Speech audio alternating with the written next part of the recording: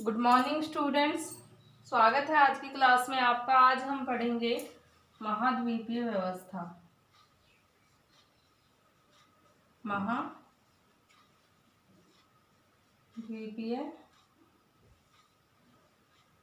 व्यवस्था, continental system. Student, महाद्वीपीय व्यवस्था क्या थी? जैसे ही टिलसिट की संधि हुई तो इसके बाद इंग्लैंड ही फ्रांस का सबसे मुख्य शत्रु रह गया था और नेपोलियन के सामने ये मुख्य समस्या थी कि कैसे वो अपने शत्रु देश से जो कि इंग्लैंड था उससे कैसे निपटा जाए। तो उसके लिए जो है उसने जो व्यवस्था अपनाई वो थी महाद्वीपीय व्यवस्था। और इस व्यवस्था में नेपोलियन ने इंग्लैंड के आर्थिक संसाधनों को नुकसान पहुंचाना चाहा और उनको आर्थिक समृद्धि को, इंग्लैंड की आर्थिक संसाधनों को, इंग्लैंड की आर्थिक समृद्धि को नुकसान पहुंचा करके नेपोलियन फ्रांस को आर्थिक संपन्नता देना चाहता था और यहाँ पे इंग्लैंड को आर्थिक रूप से विपन्नता देना चाहता था, जिस कारण से इस व्यवस्था को महाद्वीपीय व्यवस्था कहा गया। और जैसे कि हम जानते ही हैं कि इंग्लैंड कोई चारों ओर से समुद्र से घिरा हुआ है, उसके पास अपराजित समुद्री बेड़ा है। तो अपराजित समुद्री बेड़े के होते हुए और चारों ओर से समुद्र से घिरे हुए होते हुए और इतने सारे उपनिवेशों के होते हुए इंग्लैंड को हराना नेपोलियन के या फ्रांस के बस की बात नहीं थी।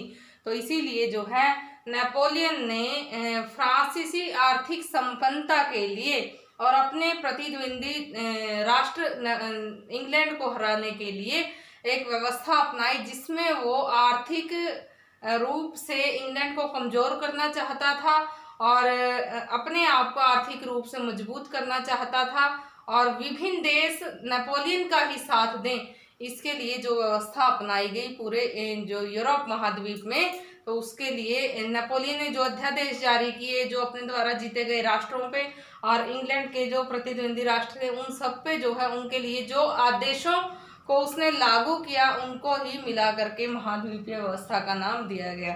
तो यहाँ पे महाद्वीपीय व्यवस्था को लागू करने का मतलब ये था कि अब नेपोलियन चाहता ये था कि इंग्लैंड का कोई भी देश, कोई भी राष्ट्र जो यूरोप का राष्ट्र है वो साथ ना दे और अब इस तरह से इंग्लैंड अकेला पड़ जाए और उसके व्यापार को धक्का लगे, जिसके कारण से वो फ्रांस की ओर देखे और फ्रांस उसको जो है महंगी दरों पे जो उत्पादन की वस्तुएं हैं वो उसको मुहैया करवाए, जिससे फ्रांस में आर्थिक संपन्नता आए और वो फ्रांस के ही अधीन बना एक देश रह जाए। तो ये सब सोच करके नेपोलियन ने ये व्यवस्था लागू की थी। तो इस व्यवस्था में सबसे जो पहला चरण था, सबसे जो पहली इसकी विशेषता थी वो थी ब्रिटिश द्वीप समूह की नाकेबंदी। ब्रिटिश द्वीप समूह की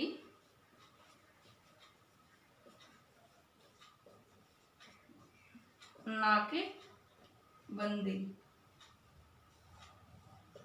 यहाँ पे 21 नवंबर 1806 को नेपोलियन ने एक अध्यादेश लागू किया, जिसके तहत उसने बर्लिन या उसके आसपास लगते जो बंदरगाह थे उसमें जो भी समुद्री ब्रिटिश द्वीप थे उनके लिए एक अध्यादेश जारी किया गया कि उनके साथ कोई भी व्यापारिक संबंध न रखा जाए। फ्रांस के अधीन जितने भी राष्ट्र हैं वो ब्रिटिश द्वीप समूहों के खिलाफ जो है एक नाकेबंदी रखेंगे।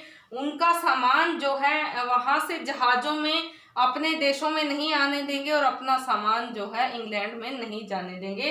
तो ये जो है पहला आदेश लागू किया गया और इस पे अमल करने के लिए जो है 1807 में 2 जनवरी 1807 में वारसा का अध्यादेश जारी करके जो है नेपोलियन ने हैनोवर में भी जो है इस आदेश को लागू कर दिया। वारसा और हैनोवर में इस आदेश को लागू कर दिया गया और उन देशों में इस बात की पूर्णतः पालना करवाने के लिए कठोर नियम जो है नेपोलियन ने लागू किए। उसके बाद है ब्रिटेन की प्रतिक्रिया कि ब्रिटेन ने फिर क्या किया इसके खिलाफ में। जब नेपोलियन ने ये अध्यादेश ब्रिटेन के खिलाफ जो है लागू किया तो ब्रिटेन ने आगे क्या प्रतिक्रिया दिखाई, ब्रिटेन की प्रतिक्रिया। तो यहाँ पे ब्रिटेन कौन सा चुप बैठने वाला था, उसके पास शक्तिशाली समुद्री बेड़ा था, उसके पास इतने सारे उपनिवेश थे और वो आर्थिक रूप से संपन्न भी था, तो वो क्यों चुप बैठेगा। यहाँ पे ब्रिटेन ने भी प्रतिक्रिया दिखाते हुए 1807 में एक अध्यादेश लागू किया जिसको कहते हैं orders in council, orders in council. Orders in council एक अध्यादेश ब्रिटिश देश ने, इंग्लैंड ने लागू किया और इसमें ये कहा गया कि जो भी देश फ्रांस का सहयोग कर रहे हैं वो उनके जो जहाज हैं वो हमारे देशों में या हमारे जो उपनिवेश हैं उनमें जाकर के माल का आदान प्रदान नहीं करेंगे, आयात निर्यात नहीं करेंगे। यदि वो ऐसा करेंगे तो उनके माल पे भी कब्जा कर लिया जाएगा और उनकी स्वतंत्रता छीन ली जाएगी। तो ये सब कुछ ब्रिटेन ने अपने प्रतिक्रिया के फलस्वरूप किया, जिससे वो अपने ऊपर अन्याय करने वाले देशों को सजा देना चाहता था और ये दिखाना चाहता था कि वो भी किसी से कम नहीं है और यहाँ पे उसकी जो खुद की जो आर्थिक संपन्नता है वो भी जो है फ्रांस से कहीं ज़्यादा है। तो इस प्रकार से इस प्रतिक्रिया के चलते ऑर्डर्स इन काउंसिल का जो ये अध्यादेश पास हुआ था, इसमें इसके लिए जो है हॉलैंड रोज लिखते हैं, इतिहासकार वो लिखते हैं कि नेपोलियन की जो प्रतिक्रिया थी ब्रिटिश द्वीप समूह की नाकेबंदी करना, जो उसकी प्रतिक्रिया थी एक दिखावा मात्र थी, बल्कि इसमें सही रूप से जवाबदेही तो इंग्लैंड ने की थी। इंग्लैंड ने अपनी जो सही पैठ दिखाते हुए और फ्रांस को सही आईना दिखाने की कोशिश की थी और उसने उसको आईना दिखाया भी था कि जो भी देश फ्रांस का सहयोग कर रहे हैं उनके जहाज़ों को इंग्लैंड और इंग्लैंड के उपनिवेशों में जाने की अनुमति नहीं है, वो वहां से माल को ना तो ले सकते हैं ना ही वहां पे बेच सकते हैं। तो इस प्रकार से ब्रिटेन ने अपनी प्रतिक्रिया दिखाई। तो उसके बाद सॉरी, अगला जो है वह है आक्रामक युद्धों की शुरुआत। आक्रामक युद्धों की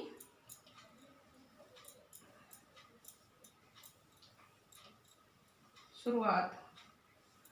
तो यहाँ पे जैसे ही नेपोलियन ने ब्रिटिश द्वीप समूह की नाकेबंदी करवाई, फिर ब्रिटेन ने अपनी प्रतिक्रिया दिखाई, तो यहाँ पे आक्रामक युद्धों की शुरुआत हो गई। एक देश दूसरे देश पे आरोप प्रत्यारोप कर रहे थे और इनका जो एक मुख्य आगे परिणाम ये निकला कि यहाँ पे तस्करी और भ्रष्टाचार बढ़ गया। जो भी अधिकारी थे, जो जहाजी बेड़ों के जो मुख्य कैप्टन थे, वो भ्रष्टाचार में लिप्त होते गए, क्योंकि विभिन्न देशों की जो जरूरतों के सामान थे उसको पूरा करना फ्रांस के बस की बात नहीं थी और फ्रांस के उद्योगों में ही सारी वस्तुओं का उत्पादन हो पाना संभव नहीं था, जिसके कारण से विभिन्न देशों में उत्पादन की जो विभिन्न वस्तुएं थी उनको प्राप्त करने के लिए भ्रष्टाचार जो है बढ़ गया और तस्करी बढ़ गई और उस तस्करी के चलते विभिन्न वस्तुओं के जो उत्पादन की जो वस्तुएं थी उनके दामों में वृद्धि हुई, जिससे आम जनता परेशान हो गई और ये जो स्थिति थी महाद्वीपीय व्यवस्था की, इसने आम जनता की स्थिति को काफी दयनीय बना दिया था और यूरोप को जो है युद्धों में झोंक दिया था। तो यहाँ पे आक्रामक युद्धों की शुरुआत हो गई। अपने खिलाफ प्रतिक्रिया करने वाले देशों को अब नेपोलियन ने दंड देने की सोची। यहाँ पे जैसे कि पुर्तगाल ने कोशिश की, पुर्तगाल जो है नेपोलियन के विरुद्ध उठ खड़ा हुआ और वो जो है नेपोलियन के विरोध में उस पर आक्रमण करने के लिए आगे बढ़ा, तो नेपोलियन ने स्पेन के साथ मिलकर पुर्तगाल को हरा दिया और उस पर अपना कब्जा जमा लिया। तो इस प्रकार से आक्रामक युद्धों की शुरुआत हो गई और यहाँ पे एक देश दूसरे देश पे अपना हक जमाना चाहता था और अपनी जो है आर्थिक पैठ साबित करना चाहता था। तो यहाँ पे महाद्वीपीय व्यवस्था ने यूरोप को युद्धों में उलझा दिया। आगे की जो व्यवस्था थी महाद्वीपीय व्यवस्था की, वो था यूरोपीय राष्ट्रों का प्रतिरोध। यूरोपीय राष्ट्रों का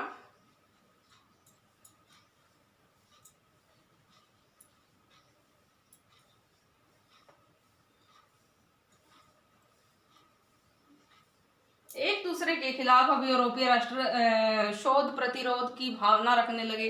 तो उनको जो है अब वो गुटों में भी इकट्ठे होने लगे कि क्यों ना नेपोलियन को, फ्रांस को हरा दिया जाए और यहाँ पे जो यूरोप महाद्वीप की जनता है उसकी जो दयनीय स्थिति है उस पे काबू पा लिया जाए। तो उसके लिए विभिन्न देशों ने जो है प्रतिरोध दिखाना शुरू कर दिया, जिसे हमने बात की है पुर्तगाल की, कि पुर्तगाल ने अपनी कार्यवाहियां दिखाते हुए नेपोलियन पे आक्रमण कर दिया और नेपोलियन ने स्पेन की सहायता से उसको हरा दिया और यहाँ पे हराने के बाद पुर्तगाल पे नेपोलियन का कब्जा हो गया। तो यहाँ पे देखिए ध्यान देने योग्य बात यह है कि वो देश आक्रमण क्यों कर रहे थे। उत्पादन के साधनों की कमी हो रही थी और जो भी तस्करी स्वरूप, भ्रष्टाचार स्वरूप जो माल उनके देश में आ रहा था वो काफ़ी महंगा था। और यहाँ पे इंग्लैंड के जो कारखाने थे उनको जो है पूर्णतः उन पे रोक लगा दी गई थी। और नेपोलियन या फिर फ्रांस इतना ज़्यादा उद्योगों से संपन्न देश नहीं था, इतना ज़्यादा वो उद्योग उसके विकसित नहीं थे कि वो पूरे यूरोप के अंदर माल की सप्लाई कर सके और इतनी असीमित मात्रा में माल का उत्पादन कर सकें।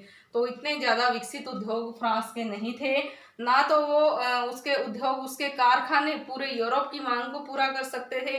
दूसरा, जो वहाँ पे माल बनता भी था वो घटिया किस्म का माल था और उसकी जो कीमत थी वो जो है महंगी दरों पे बेचा जाने वाला माल था, और जिससे यूरोप महाद्वीप के विभिन्न देशों के लोग जो है काफ़ी परेशान थे और उनकी स्थिति दिन प्रतिदिन दयनीय होती जा रही थी, जिसके कारण नेपोलियन के द्वारा अपनाई गई जो ये महाद्वीपीय व्यवस्था थी ये निराशा की ओर यूरोप महाद्वीप को ले गई और धीरे धीरे करके ये अपनी असफलता को पाती गई। तो यहाँ पे जो इसमें कोई शक की बात नहीं है कि महाद्वीपीय व्यवस्था नेपोलियन के दिमाग की एक सूझ थी और उसने ये सारी चीज़ें ब्रिटेन के लिए की थी। वो अंग्रेजी जो द्वीप था, अंग्रेजी जो देश था, ब्रिटेन जो देश था, ब्रिटिश देश पे, ब्रिटिश द्वीप पे नाकेबंदी करवा के वहाँ पे जो है आर्थिक रूप से उसको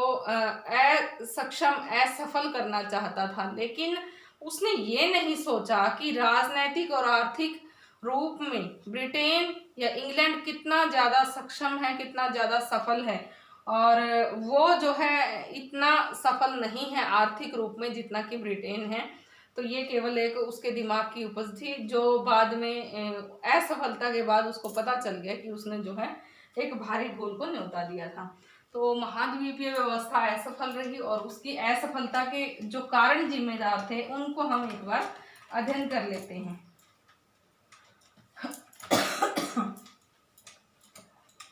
महाद्वीपीय व्यवस्था या महाद्वीपीय प्रणाली थी महाद्वीपीय व्यवस्था की असफलता के कारण।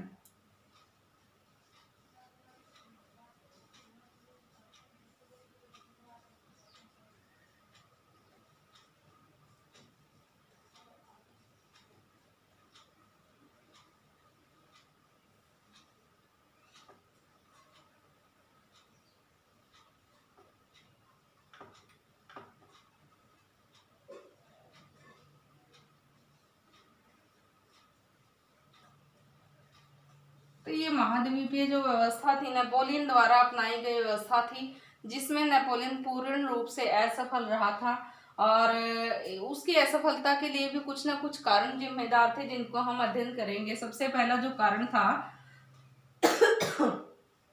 महाद्वीपीय व्यवस्था की असफलता का, वो था असंभव योजना।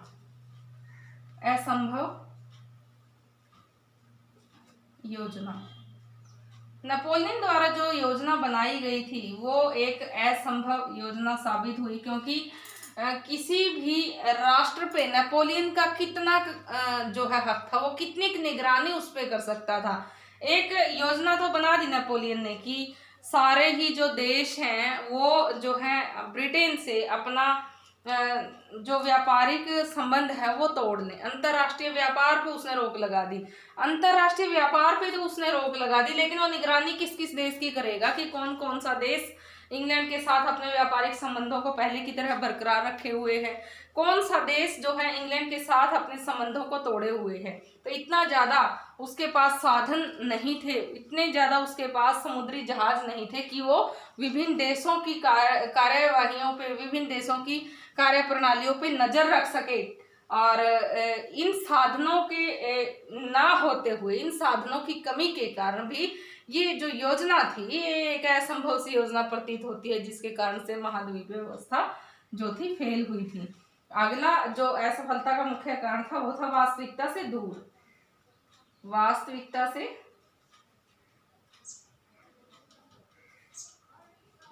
दूर होना। नेपोलियन के द्वारा बनाई गई जो भी ये मंशा थी नेपोलियन की, नेपोलियन के द्वारा बनाई गई जो भी ये योजना थी, तो इसने उसको वास्तविकता से दूर कर दिया था। वास्तविकता क्या थी कि धन और आर्थिक रूप से इंग्लैंड जो है एक काफी संपन्न देश था, और उसकी संपन्नता के कारण ही वो जो है अकेला भी अपने, उसके इतने ज्यादा उपनिवेश थे कि वो अपने उपनिवेशों से ही कच्चे माल का और तैयार माल का आदान प्रदान कर सकता था। वहां से कच्चा माल ला सकता था और वहां पे तैयार माल को बेच सकता था। तो उसके पास तो साधन भी थे और उसके पास तो उपनिवेश भी थे, जगह भी थी अपने माल को बेचने के लिए। लेकिन नेपोलियन के पास क्या था? ना तो नेपोलियन के पास इतने ज्यादा उपनिवेश थे, ना ही उसके पास अच्छे उद्योग धंधे थे, ना ही उसके पास इतना ज्यादा धन था कि वो विभिन्न राष्ट्रों की जरूरतों को अकेला पूरा कर सके। तो इसीलिए ये जो चीजें थी नेपोलियन के द्वारा जो बनाई गई ये महाद्वीपीय व्यवस्था थी, जो ये योजना थी, ये वास्तविकता से काफी दूर थी। वास्तविकता से दूर दूर तक इसका कोई संबंध नहीं था। भ्रष्टाचारी अधिकारी, भ्रष्टाचारी अधिकारी, नेपोलियन की जो ये योजना थी ये सफल भी हो जाती, लेकिन उसके जो अधिकारी थे वो भ्रष्ट थे। कहने का मतलब ये है कि जैसे ही उसने उन ब्रिटिश द्वीपों की नाकेबंदी की, उन जहाज़ों की नाकेबंदी की कि ब्रिटिश जहाज हैं वो यहाँ ना आ पाए, उनके व्यापार पे पूर्णतः प्रतिबंध लगा दिया जाए, रोक लगा दी जाए, लेकिन जो उसके अधिकारी थे उनकी नीतियों पे, उनकी जो कार्यप्रणाली थी उस पर तो वो निगरानी न रख पाया। उसके जो मुख्य कमांडो थे जहाजों के, तो वो जो थे भ्रष्ट हो गए थे, तस्करी यहाँ पे बढ़ गई थी, भ्रष्टाचार बढ़ गया था, जिसके कारण से विभिन्न देशों को माल मिल रहा था, वो जो प्रतिबंध उसने लगाया था, जो नाकेबंदी की थी, वो पूर्ण रूप से जो है लागू नहीं वो कर पाया था।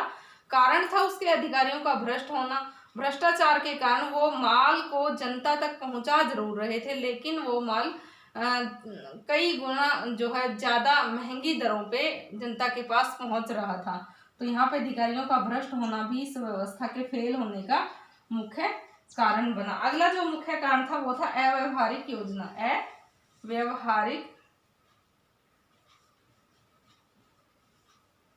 योजना, ये नेपोलियन ने जो योजना बनाई थी ये व्यवहार रूप में एक अच्छी योजना नहीं कही जा सकती, क्योंकि वो केवल एक या दो देशों की गतिविधियों पे ही प्रतिबंध लगा सकता है। पूरे यूरोप महाद्वीप पे प्रतिबंध लगाना कोई एक व्यक्ति के बस की बात नहीं होती, और अगर एक व्यक्ति के बस की बात हो भी सकती है जब उसके पास साधन संपन्नता हो, जब वो उन चीजों पे निगरानी रख सके, उसको पूर्ण रूप से पूर्ण कब्जे में जो है वो सही उसकी निगरानी करते हुए वो अच्छे से अपनी देखभाल में उन चीजों को लागू करवा सके, तभी उसका फायदा होता है। लेकिन व्यवहार रूप में ये योजना सही नहीं थी, अव्यवहारिक थी, जिसपे नेपोलियन पूर्ण रूप से जो है निगरानी नहीं रख सकता था, ना ही रखवा सकता था, जिसके कारण से ये योजना असफल हो गई। तानाशाही नियम, तानाशाही नियम, तो यहाँ पे नेपोलियन के द्वारा बनाई गई जो ये योजना थी ये एक तानाशाही नियम की तरह थी। उसने यहाँ पे पूरे यूरोप महाद्वीप में अपने आप को प्रदर्शित करने के लिए एक तानाशाही व्यवस्था शुरू करने की सोची, और एक तानाशाह के रूप में अपने आप को प्रदर्शित किया भी। पूरे यूरोप पे ही एक व्यक्ति जो है कैसे उसको युद्धों में उलझा सकता है, कैसे वहाँ युद्धों की स्थिति वो कायम कर सकता है, तो ये जो है नेपोलियन के दिमाग में नहीं आया, बल्कि वो तो एक पूरे राष्ट्र जो यूरोप था, पूरे यूरोप महाद्वीप पे ही अपना जो है कब्जा चाहता था कि पूरे यूरोप महाद्वीप का वो एक तानाशाह बन के उभरे। तो इसीलिए तानाशाही नियमों का पालन करते हुए विभिन्न जो ये पीछे महाद्वीपीय व्यवस्था के चलते उसने जो नियम बनाए थे वो गलत साबित हुए, जिसके कारण से नेपोलियन की वो योजना फेल हुई। आगे का जो मुख्य जो इसका हार का मुख्य कारण है वो है आपसी युद्धों का असर। आपसी युद्धों का